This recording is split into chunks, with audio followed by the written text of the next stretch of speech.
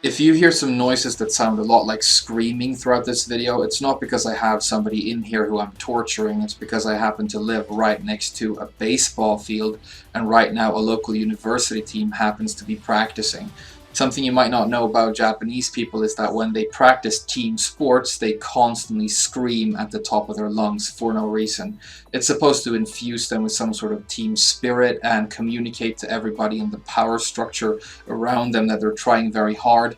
I've asked them to be quiet before, but it doesn't go over all that well. My point is basically this: do Americans scream constantly when they practice baseball? No. Are Americans better at baseball? Yes. But that's by the by. Let's just hope that it doesn't provide too much of a distraction, because this is the only chance I'm going to have to record this video today. Anyway, let's talk about Tekken. There have been a lot of rumors about upcoming balance changes lately. We know pretty much that there is new content on the horizon, so what a great opportunity to provide one of those rare balance patches to Tekken. I want to talk about a few of the changes that I would like to suggest, but I just want to preface this by saying that I'm not going to bring up the characters that I think are the most powerful and in need of nerfs right now necessarily, although I think a couple of them are. It's more about some changes that stand out to me as being necessary to make the online competitive environment a little bit more fair right now. So I'm going to start this off by talking about Ling Xiaoyu, who I actually do think is one of those characters who is unnecessarily powerful right now. And the changes I would like to see to her basically come down to her evasive capabilities as a character, who I think are a little bit overblown at the moment. I'm not going to get too specific about what I would change about the character in terms of frame data and hitboxes, because it would be way too specific and a little bit pointless. But I think basically Tekken is a game where you have this dance of back and forth where somebody takes a turn, usually gets blocked, ends up at a frame disadvantage and has to allow their opponent to take their turn to attempt attacking. And Xiaoyu sort of throws that entire thing on its side, because she's capable of continually applying pressure, but her opponent is going to be terrified to take their turn because she has such an easy time going under or over or crushing and remaining very, very dangerous when she's supposed to be at a disadvantage. Now, she's supposed to be this evasive, tricksy character, which is cool, but I think there are much better ways of doing it, where when you have a read on something and you think you know what your opponent's going to do next, you have the option of doing this cool evasive option. I mean, Master Raven might be a good example of when that happens, but isn't as overpowered as Xiaoyu's evasive properties are. And so I think for her to feel fair, we need to have a look at how she's able to go around and over and under a little bit too many things right now. I personally think that crushing highs is something that happens a lot in a lot of different stances in this game. But crushing very low hitting mids is something that is basically never supposed to happen consistently, and she does that quite easily right now. So I'm going to leave it there for now, but I'll also say, by the way, that if you want to have this super evasive, tricksy character who has all of these cool capabilities, they can have that on top of an already super powerful and solid package as a character. They need to sort of specialize in that then. But with Xiaoyu, she's a very powerful character who can do a lot of cool and powerful things, and then she just has all of these crazy crush properties stacked on top of that, and that makes her a little bit too powerful right now.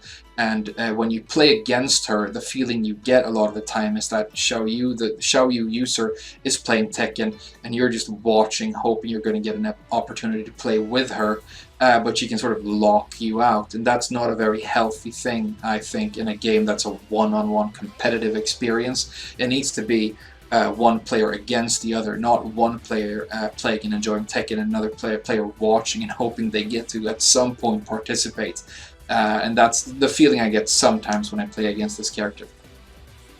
The next character I'm going to bring up is no surprise, and here I actually have a very sort of defined thing I would like to have the developers look at. I don't think it's going to happen, but I'm going to say it anyway. I'll start by saying, when it comes to Dragunov, that I honestly think he might be the most toxic and harmful thing happening to the competitive experience of the game right now. It's something I've been thinking a lot about in the recent weeks, and I've actually seen a surge of a lot more Dragunov use, at least here in Asia where I play lately. Most of the time you run into Dragunov users who have a character who is at a much higher rank at what they're playing right now, but that player is just messing around on Dragunov. It's one of those characters where everybody has a pocket Dragunov because he takes about 5 minutes to pick up, and then it's very easy to sort of play a very easy to understand lazy game with him and do super well because of how powerful he is. And I don't think that's very healthy at all either for the online environment. I think a lot of it comes down to his running 2. I think that's really the central problem with the character, and I have, I think, a very good example I want to bring up here to sort of illustrate why this move is too powerful and very problematic. And then I know a lot of people are going to have problems with that, but let's at least talk about it. I mean, I'm not trying to say that, you know, my opinion of this is the be-all end-all, but I think the example I want to bring up here is that if you look at Claudio, I think is a good example of another character who has a very powerful running move, another running 2. Claudio's running 2 is a move that he applies a lot. Even if you look at a very good high-level Claudio player, they will use his running 2 a lot of the time because it's such a powerful and useful move for him. Now, Claudio's running 2 will do a massive chunk of damage on hit and give him plus frames on block. So in either case, he is in a very advantageous position with this move. But in Tekken, any really powerful move needs to come with a baked-in balance factor that allows the move to be dealt with by the opponent, so that you don't end up in those cases where only one of the players gets to play Tekken, right? And with Claudio, that's the fact that his move is a duckable high, and so if you can sniff it out and predict it, you can duck under it and you can actually launch Claudio. For using that move too much or when it's too obvious. He needs to mix it up with something in order to be successful. And that's an example of when a move is well designed, functioning in a healthy way. I'm sorry about the ambulance driving by outside. The balance factor of the move is very clearly defined and works because, I mean, at least I duck Claudio's running 2 a lot of the time, but I also get hit by Claudio's running 2 a lot of the time. But with Dragunov, basically you could take Claudio's running 2, which is already such a powerful move, and you could remove that completely by making it a mid, an unduckable move, and now you basically have Dragunov's version of the move. It has the plus frames on block, it has the knockdown and huge advantage on hit. It has a counter hit launch property, which Claudio's move doesn't have, and it's also a non-duckable move because it's a mid. And it's what I'm trying to say here is that if you take a move that is already very powerful and you remove any disadvantage that move has whatsoever, you end up with Dragunov's move, more or less. And so I know that the way you're supposed, the balance factor introduced to Dragunov's version of the moves, that you're supposed to walk around it horizontally, but that is such a big risk and it doesn't work the way it's supposed to, that most of the time you just end up trying to block it instead, or maybe interrupt it or armor through it if you're very ballsy. But what that means is that when Dragunov feels like doing this move, you have to give him at least a mix-up every single time, and he can just reset the momentum and take it back whenever he wants to. That's the screaming, by the way. I don't know if you can hear it right now. I guess somebody scored. And I think that's super problematic, and it's so easy to do and it's so easy to apply that somebody can start applying this strategy of running 2, and then very powerful mix-ups on top of that, maybe throwing the 1+2 throw that gives way too powerful Oki for what it is. The super easy to perform combo that people tend to play Dragunov maybe 4 or 5 ranks higher than what they actually are as a player, and that's very controversial statement, but I tend to run into people who do not move like a player of the rank that they are, but they're there because of Dragunov a lot, and in my experience, okay? So that's all I'm going to say about him, and the change that I would propose is that I think his running 2 should be a duckable high, and I think that would be completely reasonable, and I think it would basically solve the Dragunov problem completely. Now it will make him a lot worse than he is right now. He would go from being one of the top 3 characters in the game to being a lot lower, but he would still be a completely reasonable and a very usable character. And I think the only reason this is probably not going to happen is that so many people like and enjoy him right now that you don't want to piss off such a large part of your player base. But I think it's a very straightforward and obviously necessary change, because Dragunov right now is just an unfairly powerful and very blunt instrument in my opinion. The next character I want to talk about, and this is probably the first surprise, is Noctus. Again, I'm not bringing up the characters that I think are the most powerful and in need of nerfs, even though the previous 2 characters I talked about I think are. The thing that really bothers me about Noctus right now is I think they had a vision of his move list when they implemented it, and then they implemented it in a way that didn't really work out. That vision didn't really shine through, because he has a trifecta of moves right now that he can rotate, and it creates this very toxic mix that you just sort of have to sit there and eat. And I'm talking about his running 1+2, his down back 2, and his down back 1+2.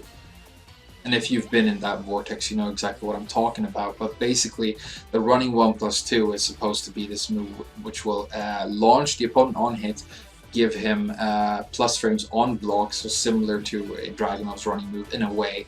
But the way you're supposed to deal with it is you're supposed to sidewalk it. And in this case, the problem with the move is that you can predict it and sidewalk and sidestep, but unless you have a very good sense of timing and you do it perfectly every time, it has such a wide hitbox that it's going to hit you anyway. And I don't think we want these moves that are, you know, you can predict them perfectly, know exactly what to do, and then it's just so difficult to perform well enough that you end up risking eating the move anyway, even though you're hard reading your opponent and you know exactly what you want to do.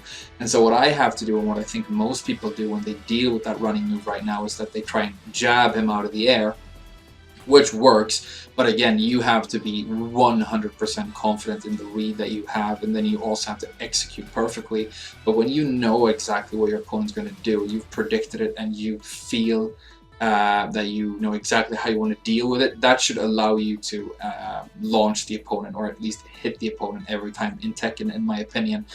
But it's another case where you just kind of have to sort of eat the mix-up. And then the down back 2 is seeable and launch punishable, but a little bit too fast. And because he has that down back 1+2, which is a perfect mix-up, which is also just going to launch you, what happens right now is that you run into a lot of Noctis that do running 1+2 and then either down back 2 or down back 1+2, and then they just keep repeating that pattern over and over and over. And the down back 2 and the down back 1+2 also create his entire Oki package, so it becomes again a question of him sort of just playing Tekken and you watching sometimes. And again, I'm not saying he's too powerful or anything, I just think that you need to sort of look at the hitboxes of those moves, because maybe they need to be a little bit less wide, a little bit less long, and a little bit more easy to deal with when you feel like you want to move around them.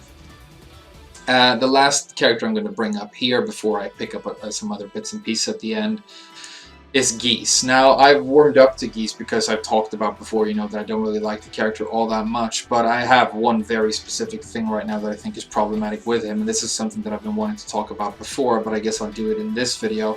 I think the thing that needs to be changed about him is his combo damage, which is ridiculously high. It's out of proportion, it's way too high when he has meter. And so I think what the philosophy they've had with this character is that he has kind of crappy combo damage when he doesn't have meter, and so we counterbalance that by giving him very, very good combo damage when he does have meter.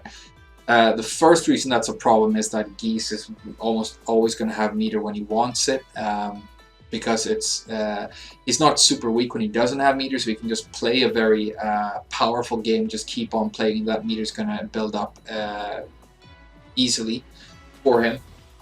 While he's doing that, it's not like he's suffering from a lack of meter when he doesn't have it, and then when he does have it, his damage just becomes completely overblown. And so the reason I think it's problematic that that they balance the damage in that way is I've talked about this briefly before, but okay, if you deal 50 damage in a combo and then another 50 damage in a combo, that's the same as dealing 100 damage in one combo, yes, but because we have finite life bars in Tekken, if you deal that much damage that one powerful mix-up can be enough to take the round, it's actually a huge thing. And it's very, very different from if we were playing a game where we had infinite life bars. Because then, yes, 50, 50, 50, and 100 and 100 in chunks would eventually work out to the same amount of damage. But because the life bars are finite, it doesn't work that way. And I think, like one example, when he gets his super version of his Reppuken, what's it called? Primal Reppuken. When that hits at the end of a combo, I think the damage is. I mean, I've seen it so many times, but I still sort of have a gag reflex and shake my head when I see it. It's. I mean, moves are allowed to do a lot of damage in this game, but they're not supposed to deal so much damage that it feels like a mistake that the developers make, and that's sort of how I feel about the amount of damage that he deals. So those are like my top 4 changes I would like to suggest if we're going to see balance patching in Tekken. I would like to see a reduction of the evasive properties of Xiaoyu. I would like Dragono's running 2 looked at. I think they need to make the horizontal hitbox of running 1+2 from Noctis a lot more narrow. And I think Geese needs his combo damage substantially decreased with meter. And then there are a lot of other bits and pieces I would like to talk about, but those are, just a wish list, and they don't really matter. I mean, I personally have a problem with hell sweeps, but they are iconic, whatever that means, so you can't touch them because people start crying. I have, for the longest time, thought that you could do some interesting things to Paul and then maybe actually nerf his completely unnecessarily high damage on a couple of attacks. But Paul's damage, again, is iconic, so you're not allowed to touch that, whatever that means. I mean, iconic is a weird word when it comes to fighting games, because do you want your game to, be nostalgic and tug at the heartstrings of people who have been playing the franchise for a long time, or would you like it to be genuinely competitively enjoyable? I think if Namco are forced to make a choice there, they're always going to, do you want to make the game as good as possible or as well liked as possible? They're always going to go for as well liked as possible. Alright, I think that's going to wrap the video up. Let me know what you think. There are so many things we couldn't talk about in this video. Horong needs more recovery frames on his Power Crush move, because when you predict and duck that, you should always be able to launch it consistently, but you don't because of how fast it recovers right now. There are many things like that, but we'll see what happens. Anyway, just some ideas from me. Let me know what you think, and I'll talk to you guys again very soon. Thank you so much for now, and bye-bye.